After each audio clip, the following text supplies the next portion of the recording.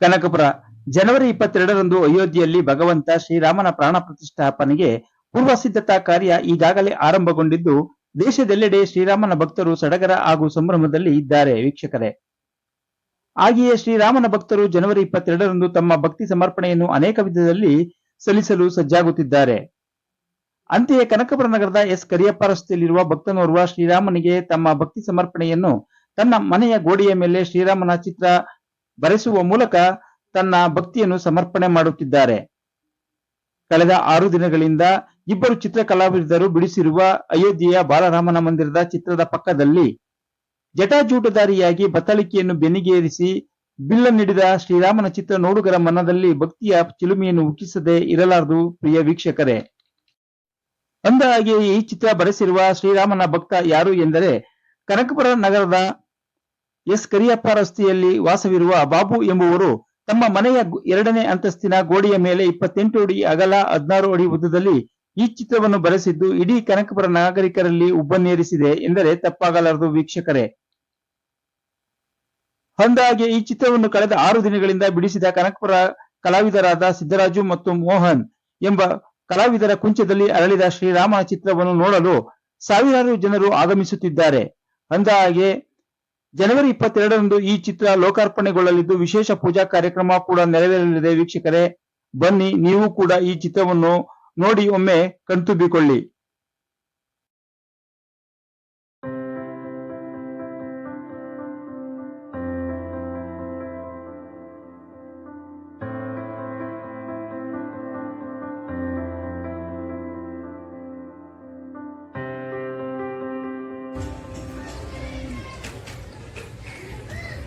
ನಮಸ್ಕಾರ.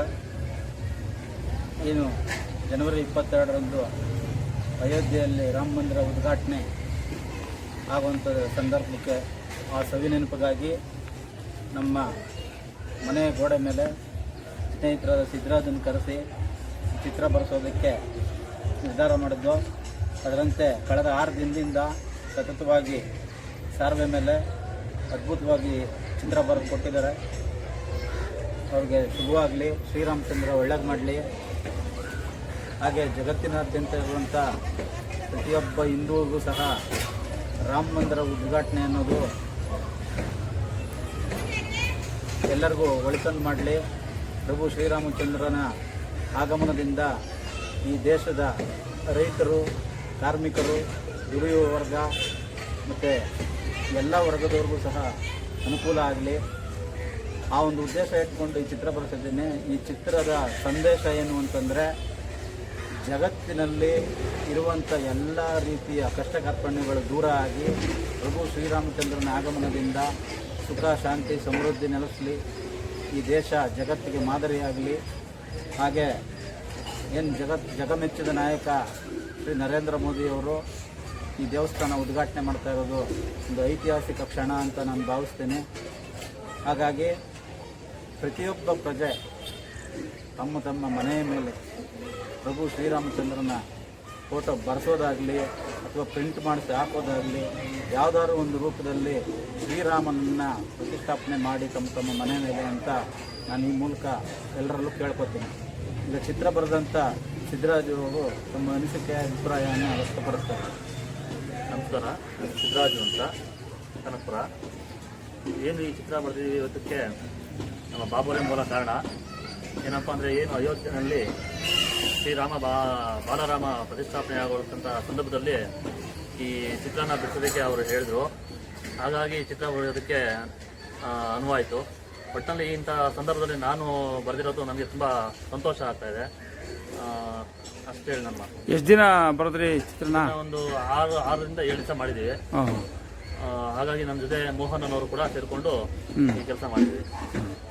ಈಗ ಶ್ರೀರಾಮನ ಒಂದು ಪ್ರತಿಷ್ಠಾಪನೆ ಹಿನ್ನೆಲೆಯಲ್ಲಿ ಬರೆದಿದ್ದೀರಾ, ನಿಮ್ಗೆ ಏನು ಅನಿಸುತ್ತೆ? ಅದೇ ಇಂಥ ಸಂದರ್ಭದಲ್ಲಿ ಬರೆದಿರೋದು ಬಹಳ ಸಂತೋಷ ಆಗುತ್ತೆ. ಇಂಥ ಒಂದು ಸುದಿನದಲ್ಲಿ ನಾವು ಪಾಲ್ಗೊಂಡಿರೋದು, ಅದರಲ್ಲೂ ಇಂಥ ಏನು ಶ್ರೀರಾಮ ಜನ್ಮಭೂಮಿಯಲ್ಲಿ ಪ್ರತಿಷ್ಠಾಪನೆ ಆಗುವಂಥ ಸಂದರ್ಭದಲ್ಲಿ ನಾವು ಇದೀವಿ ಅನ್ನೋದೇ ನಮಗೆ ಬಹಳ ಸಂತೋಷ. ಅದರಲ್ಲಿ ಇಂಥ ಕಾರ್ಯ ಮಾಡಿರೋದು ನಮಗೆ ಇನ್ನೂ ಒಳ್ಳೆ ಆನಂದ ಉಂಟು ಮಾಡಿದೆ.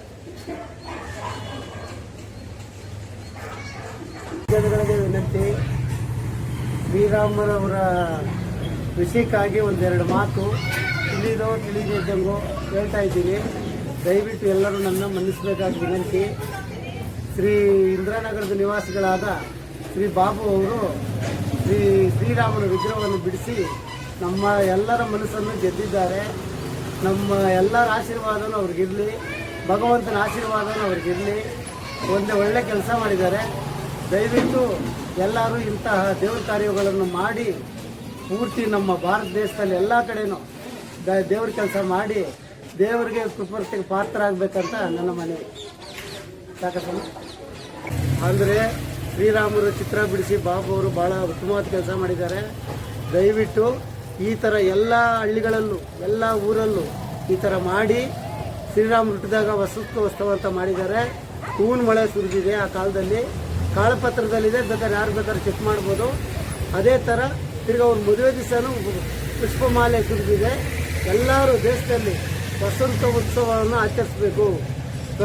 ಬಣ್ಣಗಳು ಹಾಕ್ಕೊಂಡು, ಅರಿಶಿನ ಕುಂಕುಮ ಹಚ್ಕೊಂಡು, ಬಣ್ಣಗಳು ಹಾಕ್ಕೊಂಡು ಆನಂದವಾಗಿ ಎಲ್ಲರೂ ಮುಳುಗಿ ತೇಲಬೇಕಾಗಿರುವಂಥ ವಿನಂತಿಸ್ಕೊಳ್ತಾ ಎಲ್ಲರೂ ದಯವಿಟ್ಟು ಮಾಡಿ, ಎಲ್ಲರೂ ಮಾಡಿ ಧನ್ಯರಾಗಿ ಶ್ರೀರಾಮರ ಆಶೀರ್ವಾದಕ್ಕೆ ಪಾತ್ರರಾಗಿ ಇಂದ ನನ್ನ ವಂದನೆಗಳು.